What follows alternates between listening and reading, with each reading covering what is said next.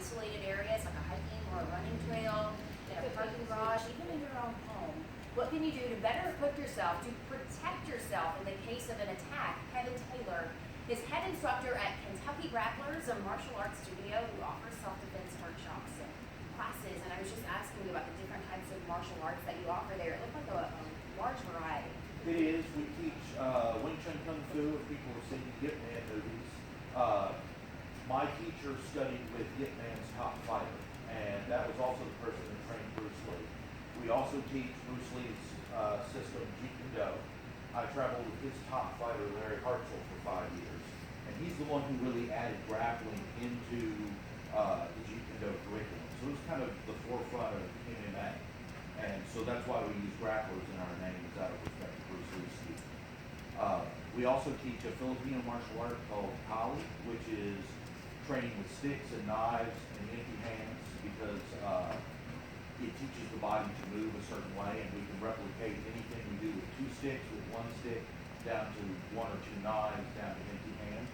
And then we also teach a style called Silat, which has recently had more high-profile stuff, moving the accountants. That's what Ben Affleck is doing for that. And we bring my teacher, Jack Hoffman, from Malaysia twice a year. So he's about to be here in April, and that will be his 4th trip to Baltimore. Ah, interesting. So, and also you do the self-defense workshops and classes, which I suppose is a big part of martial arts, right? If you had to use these techniques in the case of being attacked or assaulted. So what is the one thing, if somebody they're caught off guard and someone is trying to harm them in some way, how do you talk people through what are some of the first things that you should keep in mind in that situation? In our workshops, we really talk about first having wrapped your head around the fact that you may have to hurt somebody to protect yourself, because that's a big part of it. Is a lot of women say, when you talk about thumbing somebody in the eye, they say, "Oh, well, I couldn't do that." Yes, but when you, in the last couple of workshops, I've had women with their children there. And I say, "So what if somebody tried to grab your child?" They're immediately like, "Well, I'd rip their eyes out." Exactly, Mama Bear. Mama Bear. Yeah. Well, the idea is to teach people that they are the first line of defense for their family, because the post-traumatic stress of being assaulted or attacked can cause a disconnect with other family members, their significant other, their spouse, because they've been assaulted. So if they start looking at the fact that defending themselves is protecting their family, it's a lot easier for them to do so. Right, you really start with the mental Yes. before you get into the physical. Correct. So that prepares it for that. Okay. We teach people to keep their hands close in front of them. If we're in an altercation and I'm trying to talk my way out of it, this looks like I'm trying to talk the situation down. But if I close my fist, it looks like I'm ready to fight. So we teach people to keep their arms in close to them to protect their vital organs, to protect their face, to protect everything else.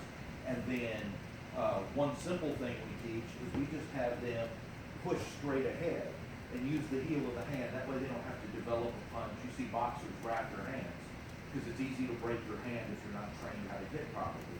So in a short amount of time, we'll have somebody just go ahead and just smack that. And that on its own, do that one more time. There we go. That on its own is a good way to start. Most attackers are not looking for a fight. They're looking for a victim. It's like a predator looking for prey. And so as people are more confident and are already ready to stand up for themselves, they're less likely to attract attention. People who hold themselves sort of in a lower position and try to avoid people seeing them really attract predators. So people who are more aware of their environment and situation. Like if somebody's texting in the parking lot, predators see that because they know that you're not aware. If you're on the phone, at least if you're talking to somebody and something were to happen, you would be able to be in communication with somebody immediately, where you wouldn't have time to text, "Help, I'm being attacked," Right. send. Do you even encourage pretending like you're on the phone with somebody if you feel like you could be in a dangerous situation? Yes, very much so. And it's important when you make eye contact with somebody, because if you make eye contact, you appear like you're not as afraid. And they don't want an altercation, they just want a victim. Who makes that? Yes, I had a friend in Old Louisville when I lived there, and she wasn't comfortable in the neighborhood. And I started telling her, just say hello to people. And and people that she had been scared of, when she would look at them and say hello, they would look away because they realized that she could identify them. So it's important to have that sense of confidence. We try to build this up in our self-defense class and workshops, that you want to be aware, but I don't want people to be afraid, because I don't want to overemphasize the amount of attacks that are happening, but at the same time, if you're aware, you're able to avoid this, and you have to rely less on physical force. Right, you also make a point about being vocal, being loud, maybe yelling, just to let other people anywhere that can hear you know something that is going on. Exactly. And also, if you had a puppy about to pee on the carpet, and you yell, "No!" The idea is that kind of verbal thing at the same time. If you palm strike and yell "no" at the same time, I'm not right? listening. Try that again. Yeah. No! Yeah.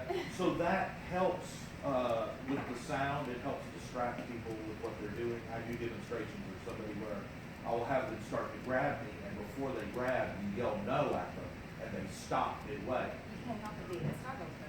Right, and so that's a way to help distract, but also to bring attention so other people can come help. Well, thank you for coming to see us. I hope that you'll come do more segments with us in the future. I think we could talk about a lot of different things when it Yes. comes to self-defense. We want to give your information, let people know how they can come take some classes. Yes, check KentuckyGrapplers.com, Kentucky Grapplers on Facebook.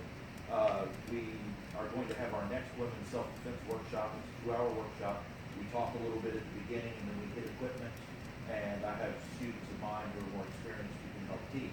The next one will be March the 25th, which is a Saturday from 1 to 3.